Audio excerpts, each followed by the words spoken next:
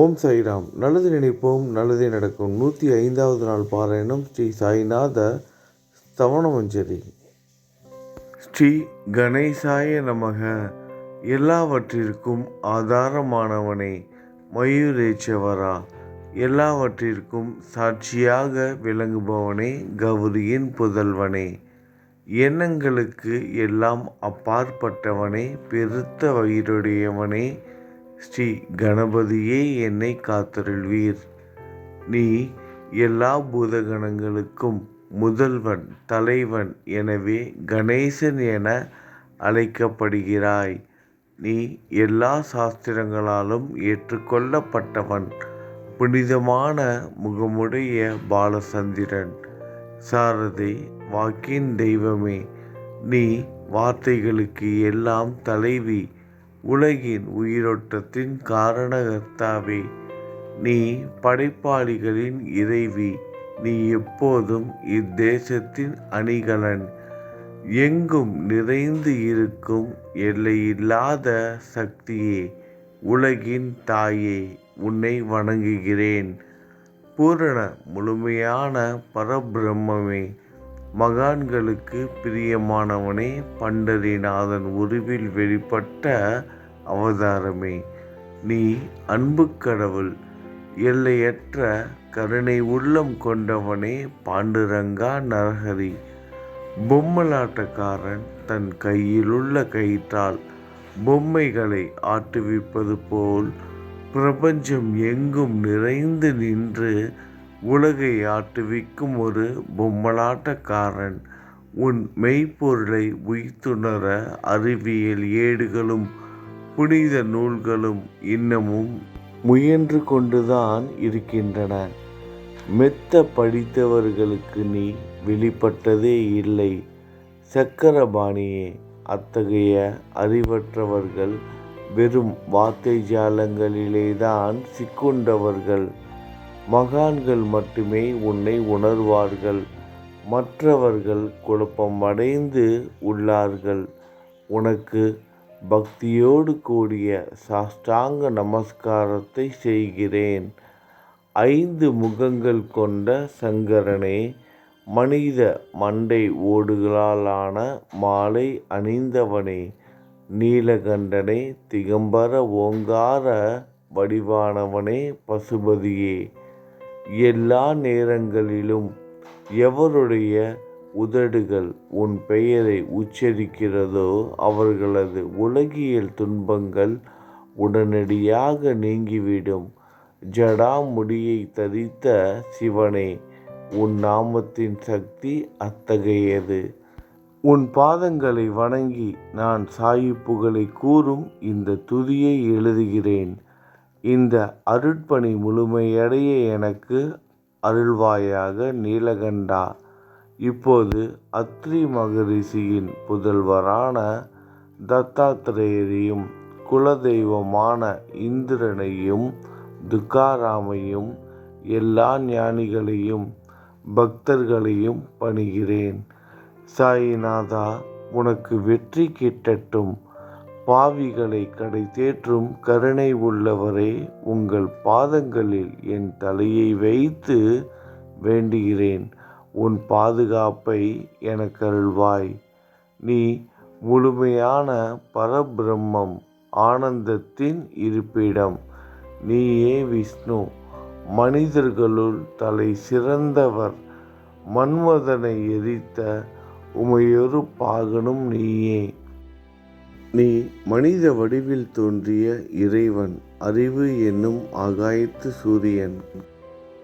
நீ கருணை கடல். நீ பிறவி பிணிக்கு ஒரு அருமருந்து. நீ ஏழைகளுக்கும் கீழ்த்தட்டு மக்களுக்கும் விரும்பியதை கொடுக்கும் சிந்தாமணிக்கல். நீ உன் பக்தர்களை பரிசுத்தப்படுத்தும் தெய்வம். உலக வாழ்க்கை என்னும் சம்சார கடலில் மூழ்குபவர்களை காப்பாற்றும் ஓடம். நீ அஞ்சுபவர்களின் புகலிடம். நீ இந்த பிரபஞ்சம் தோன்ற முதற் காரணமான பரிசுத்த பேரின்ப பேருணர்வு. நீ கருணையே உருவானவன். உனது பலவிதமான வெளிப்பாடுகளில் இந்த உலகமும் ஒன்று. நீ பிறப்பற்றவன், சாவும் உன்னை தொட முடிவது இல்லை. என் நீண்ட ஆழமான சிந்தனைக்குப் பின் வெளிப்பட்ட கருத்தே இது. பிறப்பு இறப்பு என்பவை அஞ்ஞானத்தால் தோன்றும் வெளிப்பாடே. மகாராஜா, நீங்கள் இறப்பும் பிறப்பும் மற்ற சுதந்திர பறவை. தண்ணீர் நீரூற்றாக தோன்றினால் அதன் ஆதாரம் அங்கு இருப்பதாக அர்த்தமா? ஏற்கனவே அங்கு அது நிரம்பி இருந்தது. பூமியின் உள்ளே இருந்தது, ஊற்றாக வெளியே வந்தது, அவ்வளவுதான். மணற்படுகையில் நீர் ஊற்றாக வெளிப்பட்டதும் அது நீரோடை என்ற பெயர் பெற்றது. அதன் சரியான பெயர் ஊற்று. தண்ணீர் இல்லாவிட்டால் அது வெறும் மணற்படுகையே. அந்த மணற்படுகையில் தண்ணீர் ஊற்றாக வெளிவந்தாலும் அல்லது வற்றிப் போனாலும் தண்ணீருக்கு அதனால் ஒன்றுமாவது இல்லை. ஏனென்றால் தண்ணீர் அந்த மணற்படுகைக்கு எந்தவிதமான முக்கியத்துவமும் கொடுப்பது இல்லை. ஆனால் அறியாமையால் மணற்படுகையோ நீர் நிரம்பி இருந்தால் அது பெருமைப்பட்டு கொள்கிறது. ஆகையால் நீர் வற்றியவுடனே அது மிகவும் மன வருத்தம் அடைகிறது. இந்த மனித உடலும் ஒரு விதத்தில் அந்த மணற்படுகை போன்றதே. புனித பேரின்ப நிலையை அந்த நீரூற்றின் தூய தண்ணீருக்கு ஒப்பிடலாம். இம்மாதிரி எண்ணற்ற மணல் படுகைகள் இருந்தபோதிலும் அவற்றில் உள்ள நீர் பேருணர்வு எனப்படும் சைதன்யம் மட்டும் மாறுபடுவதே இல்லை. கருணை உள்ளவரே, நான் உங்களை ஆதியும் அந்தமும் இல்லாதவன், பிறப்பற்றவர் எனக் கூறுவேன். அறியாமை என்னும் மலையை உடைக்க உதவும் இந்திரனின் கையில் இருக்கும் வஜ்ர ஆயுதம். இதுவரை இந்த பூமியில் எத்தனையோ எண்ணற்ற உயிரினங்கள் தோன்றியுள்ளன. இப்போதும் தோன்றிக் கொண்டுதான் இருக்கின்றன. வருங்காலத்தில் மேலும் எண்ணற்ற உருவங்கள் தோன்றத்தான் போகின்றன. அந்த ஒவ்வொரு தோற்றத்திற்கும் ஒரு தனி உருவமும் பெயரும் கிடைக்கும். இந்த உயிர்கள் ஒவ்வொன்றும் பெயராலும் தோற்றத்தாலும் மட்டுமே இந்த உலகில் அடையாளம் காட்டப்படுகிறது. ஆகையால் அந்த சுத்த பேருணர்வு நிலையை நீ நான் என்று பிரித்து காட்டுவது சரியல்ல. ஏனென்றால் எது இரண்டாக தோன்ற முடியாதோ அதுவே உண்மையில் பரிசுத்த பேருணர்வு எனப்படும். அது ஒன்றே அனைவரின் உள்ளும் ஆத்மா என்ற பெயரில் உள்ளது. மேலும் உண்மையை சொல்வதானால் அந்த ஒரே ஒரு சுத்த பேரின்ப பேருணர்வு நிலைதான் உலகம் முழுவதும் வியாபித்து இருக்கிறது. அப்படி இருக்கையில் நீ நான் என்ற வேற்றுமைகள் எவ்வாறு இருக்க முடியும்? நீருண்ட மேகத்தில் உள்ள நீரின் தன்மை உலகெங்கிலும் ஒன்றே. ஆனால் அது பூமியை அடைந்ததும் வெவ்வேறு தோற்றங்களை நதி, ஏரி, ஊற்று ஏற்கின்றன. கோதாவரி மணற்படுகையில் விழும் நீர் கோதாவரி நதி என்றழைக்கப்படும். அதே சமயம் கிணறு ஒன்றில் விழும் நீருக்கு அந்த சிறப்பு தகுதி கிடைப்பது இல்லை. கோதாவரி நதி மிகவும் புனிதமானது. நீங்கள் அதில் உள்ள நீரை போன்றவர். நாங்கள் குளம், குட்டை, சகதியில் உள்ள நீர் போன்றவர்கள். நம் இருவருக்கும் இடையே உள்ள வித்தியாசம் இதுதான். எங்கள் வாழ்வின் குறிக்கோளை அடைவதற்கு நாங்கள் உங்களிடம் வர வேண்டும். கூப்பிய கரங்களுடன் சரணடைய வேண்டும். ஏனென்றால் நீங்கள் ஒருவரே புனிதத்தின் உறைவிடம். புனிதமடைந்த கோதாவரி நதி மணற்பரப்பில் மழை நீர் பாயத் தொடங்கும் பொழுது அந்த நீர் புனித தன்மையை அடையும். அதை வெறும் தண்ணீராக மட்டும் கருதினால் அந்த தண்ணீர்தான் எல்லா இடங்களிலும் இருக்கிறதே. கோதாவரி நதி தீரம் முழுவதும் புனிதமாக கருதப்பட்டது. பூமியின் அந்த மணற்பகுதி அதன் புனித தன்மையை நிர்ணயம் செய்கிறது. நீருண்ட மேகத்தினின்று கீழே விழுந்த நீரின் புனித தன்மையை எந்த பூமியின் பகுதி மாற்றவில்லையோ அந்த பகுதியை சாஸ்திரம் அறிந்தவர்கள் கோதாவரி என்று கூறுகிறார்கள். மற்ற பகுதிகளில் விழுந்த நீர் அந்த பகுதியில் உள்ள மண்ணின் குணத்தை ஏற்றுக்கொண்டது, புனித தன்மையை இழந்தது. மேகத்தில் இருந்த பொழுது பரிசுத்தமாக இருந்த நீர் அசுத்தமாகவும் கசப்பாகவும் உப்பாகவும் மாறிவிட்டது.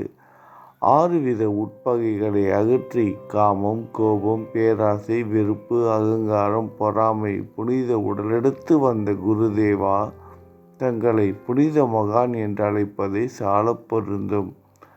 ஆகவே நீங்களே புனித கோதாவரி. நீங்கள் புலம் போடப்பட்டதாலேதான் நான் உங்களை புனித கோதாவரியாக உருவகம் செய்கிறேன். இயங்கும் அத்தனை படைப்புகளிலும் நீங்கள் சிறப்புற முதன்மை பெறுகிறீர்கள். பிரம்மா உயிர்களை படைக்க ஆரம்பித்ததிலிருந்தே உலகம் தோன்றியது முதல் கோதாவரி நதி இருக்கிறது. நீர் நிறைந்து பாயும் அந்த நதியில் இன்று வரை தண்ணீர் வற்றியதே இல்லை. ராவணனின் எதிரியான ராமர் கோதாவரி நதியின் கரைக்கு வந்தபோது ஓடிக்கொண்டிருந்த தண்ணீர் இன்று வரை அதே இடத்தில் எப்படி இருக்க முடியும் என்று சற்றே யோசித்து பாருங்கள். கோதாவரி நதியின் மணற்படுகை மட்டும் அதேதான். தண்ணீர் கடலை சென்றடைந்து விட்டது. ஆனால் அந்த கோதாவரி நீர்ப்படுகையுடன் புனிதத்தன்மை மட்டும் என்றுமே மாறாமல் இன்று வரை அப்படியே உள்ளது.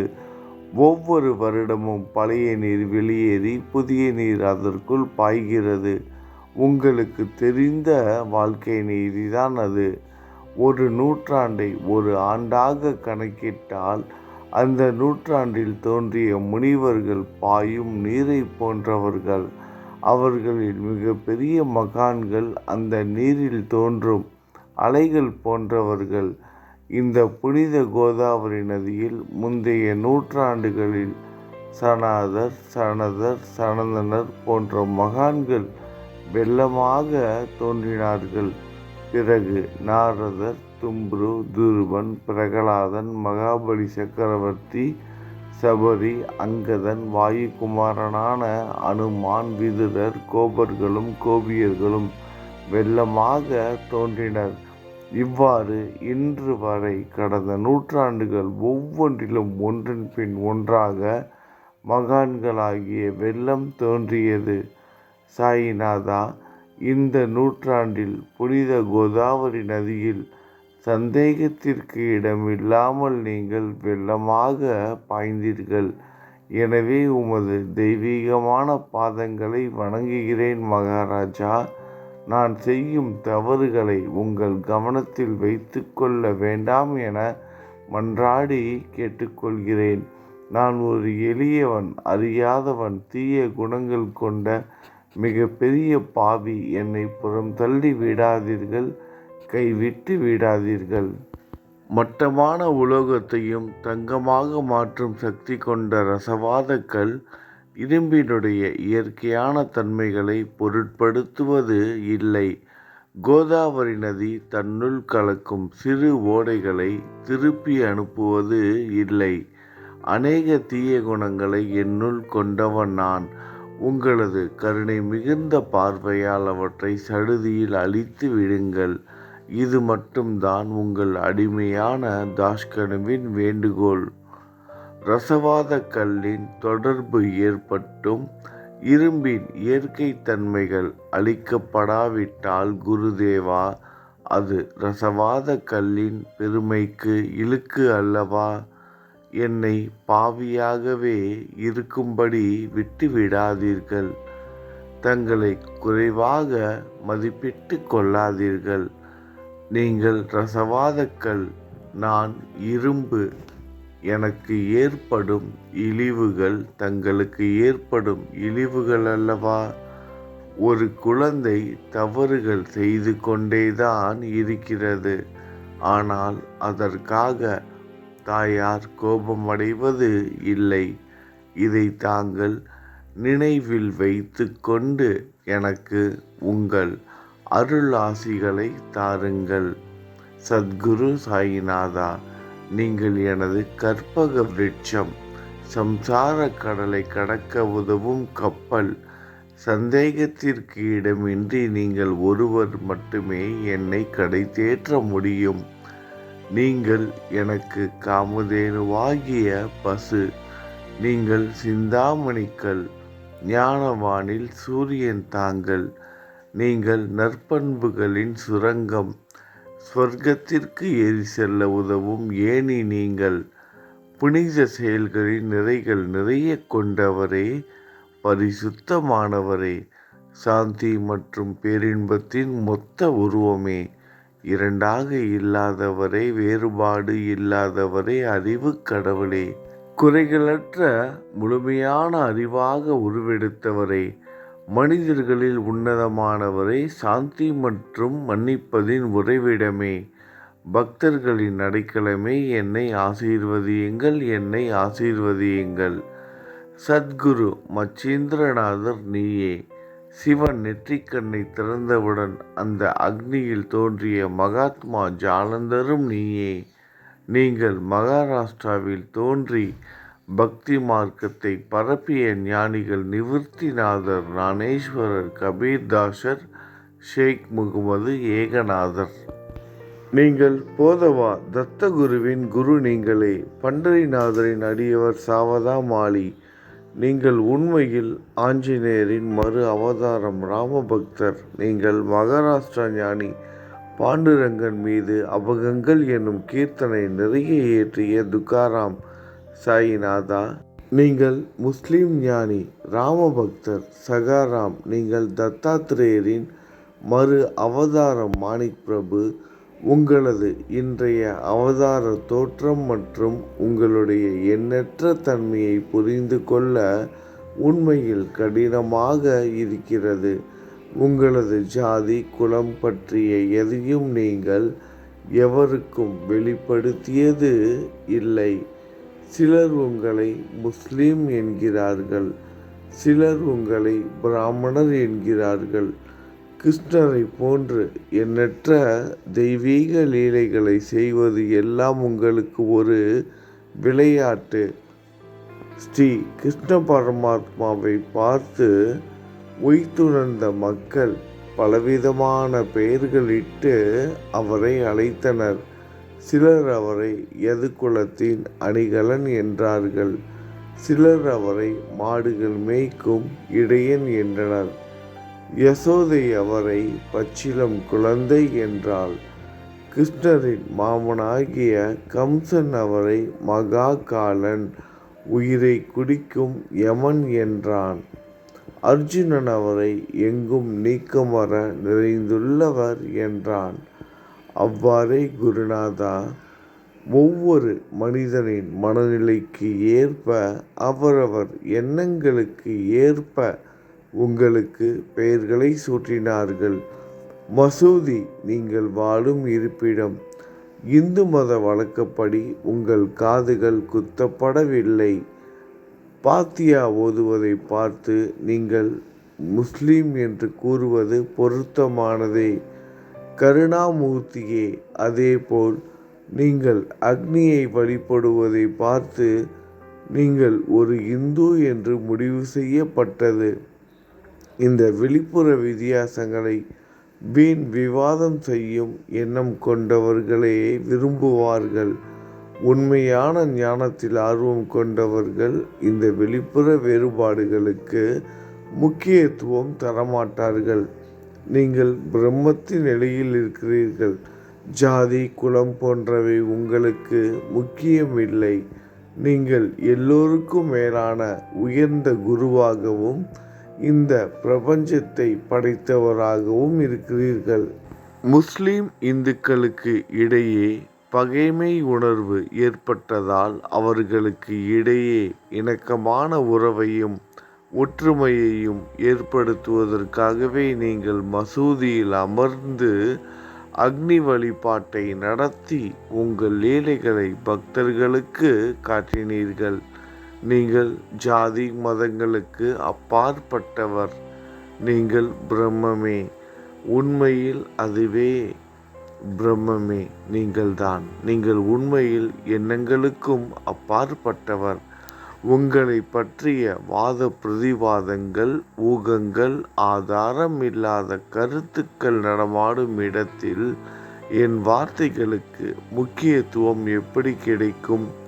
ஆனால் உங்களை பார்க்கும் பொழுது என்னால் மௌனமாக இருக்க முடியவில்லை. வார்த்தைகளால் போற்றுதலை உலக வழக்கில் உள்ள ஒரே வழக்கம். ஆகையினால் உங்கள் அருளாசியுடன் வார்த்தைகளால் எப்படியெல்லாம் போற்ற முடியுமோ அவ்வண்ணமே போற்றி புகழ்கிறேன். கடவுளின் நிலையை விட மகான்களின் நிலை வேறுபட்டும் மிக உயர்ந்ததாகவும் இருக்கும். மகான்களின் அருகில் நான் எனது போன்ற எண்ணங்களுக்கு இடமே இல்லை. கடவுளை வெறுத்ததால் இரணியகசிபுவும் ராவணனும் கொல்லப்பட்டனர். மகான்கள் கைகளால் இத்தகைய துர்சம்பவங்கள் ஏற்பட்டதே இல்லை. அரசன் கோபிசந்தன் முனிவர் ஜாலந்தரை சாணக்குவியலுக்குள் புதைத்தான். ஆனால் அந்த நிலையிலும் அரசரின் அந்த செயலுக்காக அந்த முனிவர் வருத்தப்படவே இல்லை. அரசரின் அந்த செயலுக்கு நேர்மாறாக அந்த அரசனை சம்சார சூழலிலிருந்து விடுவித்து அவனை முக்தியடைய செய்தார். மகான்களின் சக்தி இப்படிப்பட்டதே. அவற்றை விவரித்து கூற முடியாது. மகான்கள் சூரியனை போன்றவர்கள். அவர்கள் கருணை ஒளிவிட்டு பிரகாசிக்கக்கூடியது. மகான்கள் சந்திரனை போல் இதயத்திற்கு ஆறுதல் கொடுப்பவர்கள். சந்திரனின் ஒளிக்கதிர்கள் போல் அவர்களது அருள் ஒளி வீசும். மகான்கள் இதமளிக்கும் கஸ்தூரி போன்றவர்கள். அவர்கள் அருள் அதன் நறுமணம் போன்றது. மகான்கள் சாறு நிரம்பிய கரும்பு போன்றவர்கள். அவர்களின் அருள் அந்த கரும்பு சாற்றினை போல் இனிப்பானது. நிச்சயமாக மகான்கள் நல்லவர்களிடமும் தீயவர்களிடமும் ஒரே விதமாக நடந்து கொள்கின்றனர்.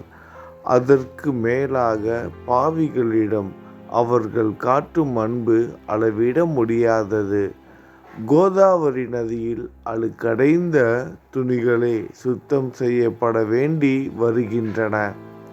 சுத்தமான துணிகள் கோதாவரி நதியில் நின்று வெகு தூரத்தில் பெட்டியிலேயே தங்கிவிடுகின்றன. பெட்டியில் வைக்கப்பட்டிருந்த அந்த துணியும் ஒருமுறை கோதாவரி மணல் படுகைக்கு நன்றாக துவைப்பதற்காக வந்ததுதான். இந்த உவமையில் பெட்டிதான் வைகுண்டம். நீங்களே கோதாவரி. கோதாவரி நதிக்கரையே நம்பிக்கை. எல்லா உயிரினங்களும் துணிகள். 6 விதமான மனவிகாரங்களே அவைகளை பற்றியுள்ள அழுக்கு. அவை காமம், கோபம், கஞ்சத்தனம், மதம், பொறாமை, மோகம் என்பவையே. தங்கள் பாதார விந்தங்களை வணங்குவதே கோதாவரியில் செய்யப்படும் புனித குளியல். எல்லா பாவங்களையும் மன அழுக்குகள் போக்கி சமர்த்தரே எங்களை சுத்தப்படுத்தும். சம்சார வாழ்க்கையில் சுழலும் மக்களாகிய நாங்கள் மேலும் மேலும் பாவம் செய்கிறவர்களாக இருக்கிறோம்.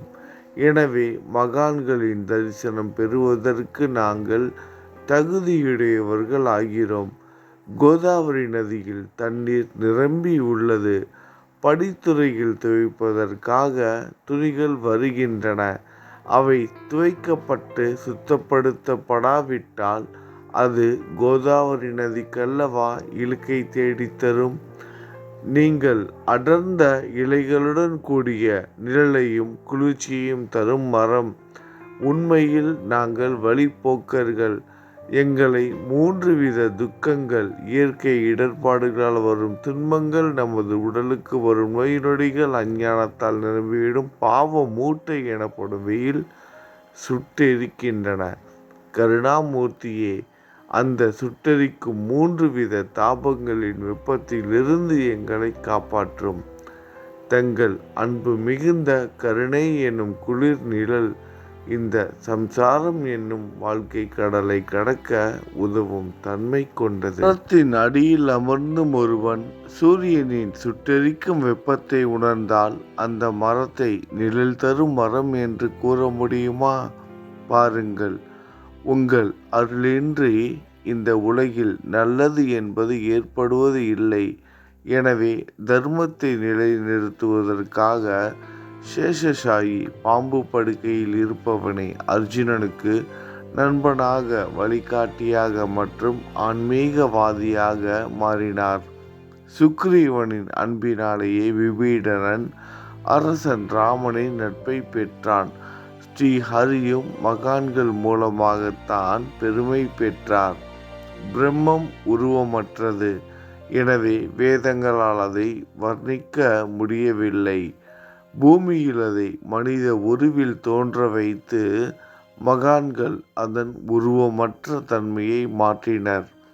தாமாஜி என்ற பக்தருக்காக பாண்டுரங்கனை ஒரு தாழ்த்தப்பட்ட குலத்தில் பிறக்க வைத்தார். சோகமேளா தாழ்த்தப்பட்ட குலத்தில் பிறந்தவர் என்ற பக்தருக்காக உலகின் தெய்வமாகிய இறைவனை இறந்த எருமைகளின் உயிரற்ற உடல்களை எடுக்க வைத்தார். மகான்களின் மகாராஷ்டிர ஞானி ஏக்நாத்திடம் பாண்டுரங்கன் வேலையாளனாக மாறு வேடத்தில் தண்ணீர் சுமந்தார். மகான்களின் பெருமையை உணர்ந்த இறைவன் தண்ணீர் சுமந்து உழைத்தார். உண்மையில் மகான்கள் எல்லாவற்றையும் தாங்கும் சக்தியும் சச்சிதானந்த பிரபுவுமாகிய இறைவனின் எஜமானர்களே. இறைவனை விட மகான்கள் பெருமை பெரியதல்லவா? இதற்கு மேலும் சொல்வதற்கு எதுவும் இல்லை. நீங்களே என் தாயும் தந்தையும் ஷீரடி கிராமத்தில் வசிக்கும் சத்குரு சாயிநாதா.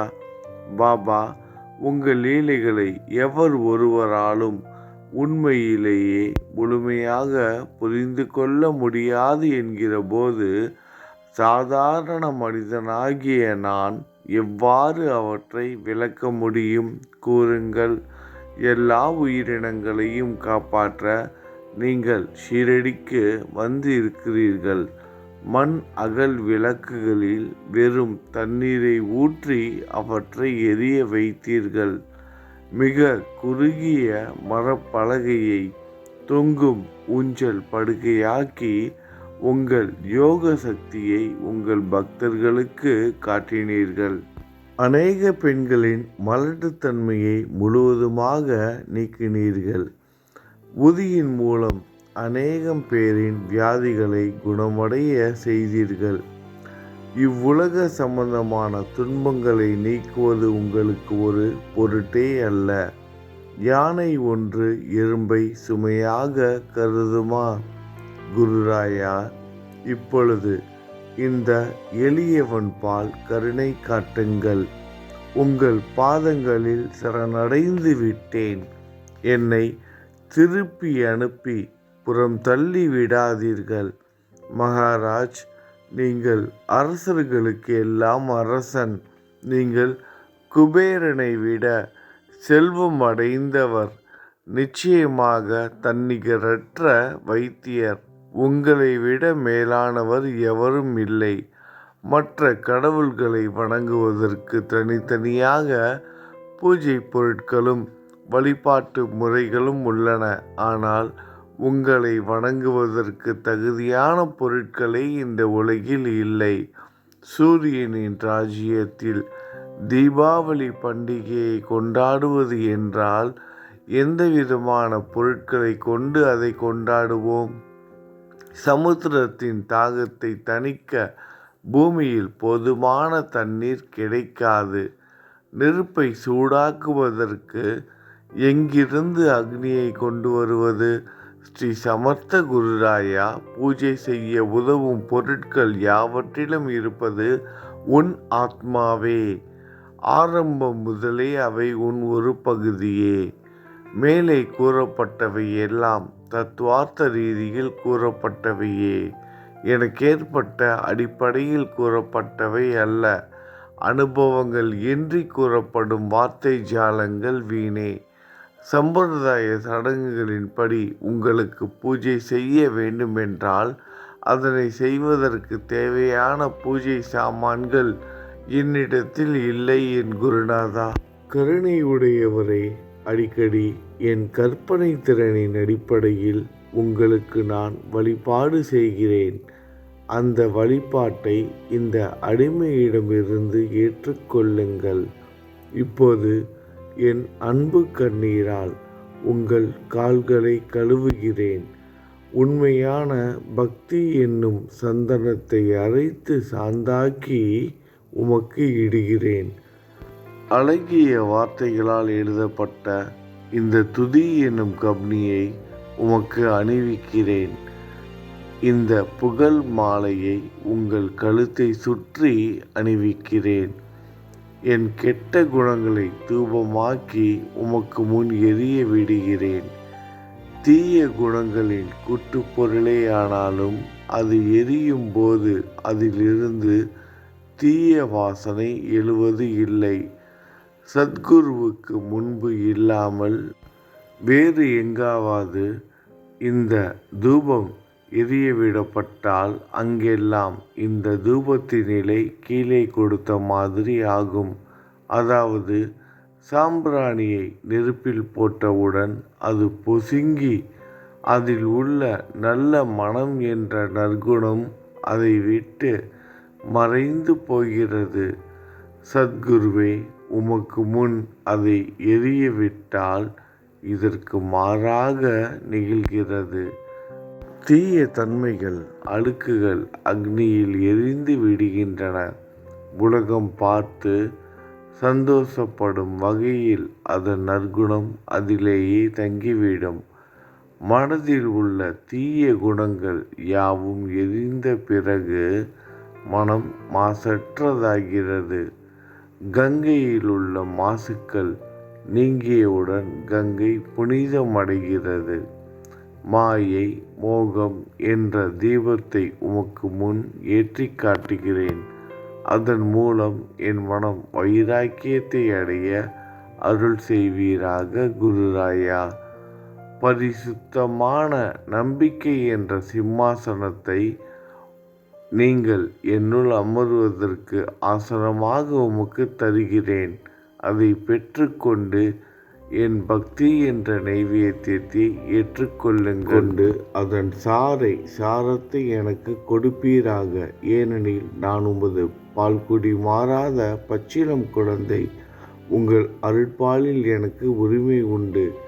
என் மனதையே உமக்கு தட்சணையாக கொடுக்கிறேன். ஆகையால் நான் செய்யும் காரியங்கள் யாவற்றிலும் நான் செய்பவன் என்று நான் உரிமை கொண்டாட முடியாது. ஏனென்றால் நினைக்கும் மனதை தான் உமக்கு அர்ப்பணித்து விட்டேனே.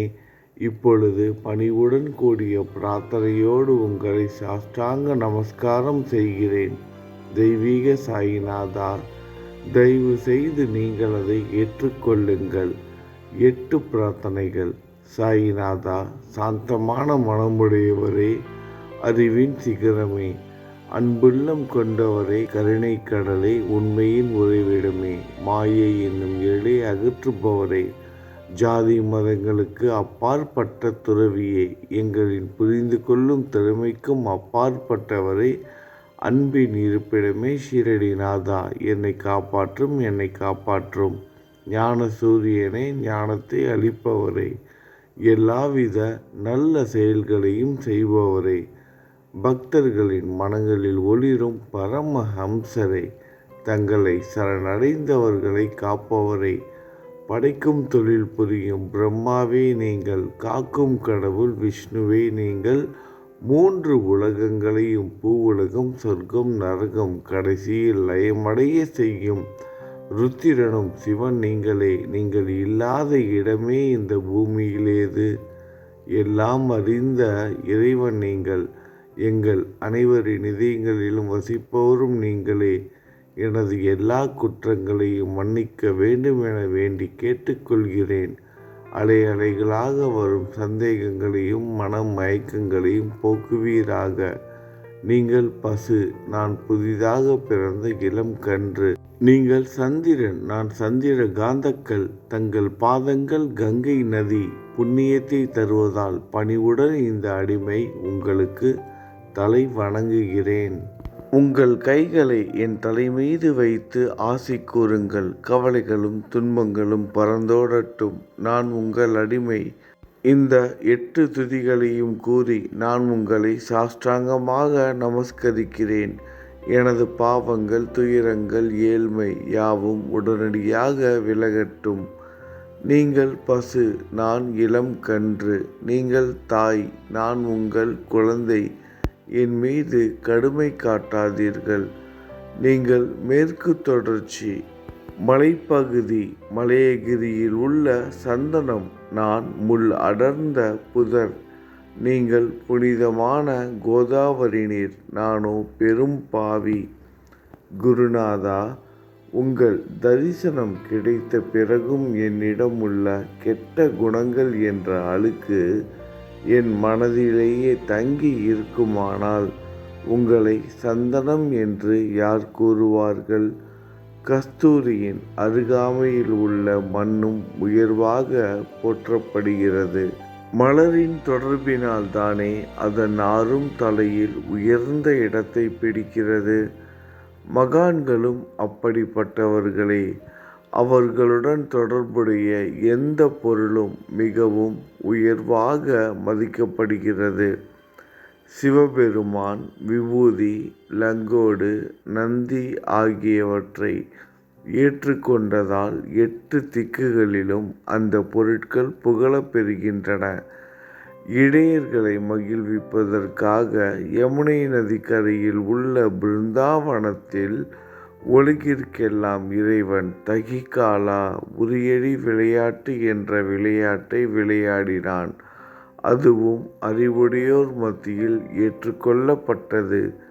ஆகவே நான் பாவியான போதிலும் உங்கள் சேவையில் ஈடுபட்டு உள்ளேன். குருநாதரே, என் நிலைமையை பற்றி உன் மனதில் எண்ணிப் பாரும். குருநாதா, இந்த லௌகீக உலகிலோ அல்லது ஆன்மீக வழியிலோ எந்த விஷயங்கள் எல்லாம் எனக்கு சந்தோஷத்தை கொடுக்கும் என என் மனம் சந்தேகமில்லாமல் நம்புகிறதோ அவற்றையெல்லாம் நீங்கள் எனக்கு அளித்தருள வேண்டும். உமது கருணையால் இந்த மாதிரி செய்துவிடும். எனது மனதை அடக்கிவிடுங்கள். சமுத்திரங்கள் எல்லாம் தித்திப்பாக மாறினால் பிறகு அவை உப்பு கரிக்குமே என்ற பயம் தோன்றாதே. சமுத்திரத்தை தித்திப்பாக்கும் சக்தி உங்களுக்கு உண்டு. ஆகையால் தான் எனது இந்த வேண்டுகோள். தயவு செய்து இந்த வேண்டுகோளை நிறைவேற்றும். என்னிடம் என்னென்ன குறைகள் உண்டோ அவை அனைத்தும் உங்களுடையதே. ஆத்ம ஞானம் பெற்றவர்களில் முதலிடத்தில் உள்ள உங்களிடம் குறை என்பதே பொருந்தாதே. இப்போது இதற்கு மேலும் நான் ஏன் அதிகம் பேச வேண்டும்? நீங்கள்தான் எனது ஒரே அடைக்கலம். தாயின் இடுப்பில் உள்ள குழந்தை இயல்பாகவே பயமற்று இருக்கும். மகாராஜ், இந்த துதியை எவரவர்கள் அன்புடன் படிக்கிறார்களோ அவர்கள் ஒவ்வொருவரின் ஆசைகளை தயவு செய்து நிறைவேற்றும். இந்த துதியை படிப்பவர்களின் 3 வித தாபங்களையும், இயற்கையின் இடர்பாடுகளில் வரும் துன்பங்கள், நமது உடலுக்கு வரும் நோய் நொடிகள், அஞ்ஞானத்தால் நிரம்பிவிடும் பாவ மூட்டை 1 ஆண்டிற்குள் விலகிவிடும் என்பதே இந்த துதிக்கு உங்களது ஆசியாக என்றென்றும் நிரந்தரமாக இருக்கட்டும். குளித்து முடித்துவிட்டு மனதில் முழுமையான நம்பிக்கையுடன் தொடர்ந்து இந்த துதியை பாராயணம் செய்ய வேண்டும். அப்படி முடியாவிட்டால் வாரம் வாரம் வியாழந்தோறும் சத்குருவை வணங்கி அவர் உருவை தியானம் செய்து கொண்டு இந்த துதியை பாராயணம் செய்யுங்கள். இதுவும் கூட முடியாவிட்டால் மாதம் மாதம் வரும் 2 ஏகாதசி தினங்களில் இந்த துதியை பாராயணம் செய்யுங்கள். இது ஏற்படுத்தும் விளைவுகளை பார்த்து அதிசயப்படுவீர்கள். குருமூர்த்தியான சாயிநாதர் இந்த துதியை பாராயணம் செய்பவர்களுக்கு இவ்வுலகியல் ஆசைகளை முழுமையாக உடனடியாக நிறைவேற்றுவார். இந்த துதியை திரும்ப திரும்ப பாராயணம் செய்வதால் முட்டாள்கள் கூர்மையான புத்தியை அடைவார்கள். யாருடைய வாழ்நாளாவது குறைவானதாக இருப்பின் இந்த துதியை அவர்கள் படிப்பதால் 100 ஆண்டு காலம் வாழ்வார்கள். இந்த துதியை தொடர்ந்து பாராயணம் செய்து வந்தால் செல்வம் குறைவாக இருந்தால், ஏழையாக இருந்தால் செல்வத்தின் அதிபதி குபேரன் அவர்கள் வீட்டிற்கு வந்து தங்கி அவர்களுக்கு ஏவல் புரிவான். இது சத்தியம், இது சத்தியம், இது சத்தியம் என 3 முறை கூறுகிறேன். குழந்தை செல்வம் இல்லாதவர்கள் இந்த துதியை தொடர்ந்து படித்து வந்தால் குழந்தை செல்வம் பெறுவர். இந்த துதியை படிப்பவர்களின் வியாதிகள் எல்லா பக்கங்களிலும் பறந்தோடிவிடும். வியாதியினின்று குணம் கிடைக்கும். இந்த துதியை திரும்ப திரும்ப படித்தால் பயம் மற்றும் கவலை மறைந்து போகும். மதிப்பும் மரியாதையும் கிடைக்கும். அழிவற்ற பிரம்மத்தை உணர்வார்கள். பிரம்ம ஞானம் கிட்டும். அறிவுடையோரே, இந்த துதியின் மீது உங்கள் இதயங்களில் முழுமையான நம்பிக்கை வையுங்கள். சந்தேகங்கள், நம்பிக்கையின்மை, தவறான எண்ணங்கள் ஆகியவற்றிற்கு கொஞ்சம் கூட மனதில் இடம் கொடுக்காதீர்கள். ஷீரடிக்கு புனித பயணம் மேற்கொள்ளுங்கள். பாபாவின் தாமரை பாதங்களை மனதில் நிறுத்துங்கள்.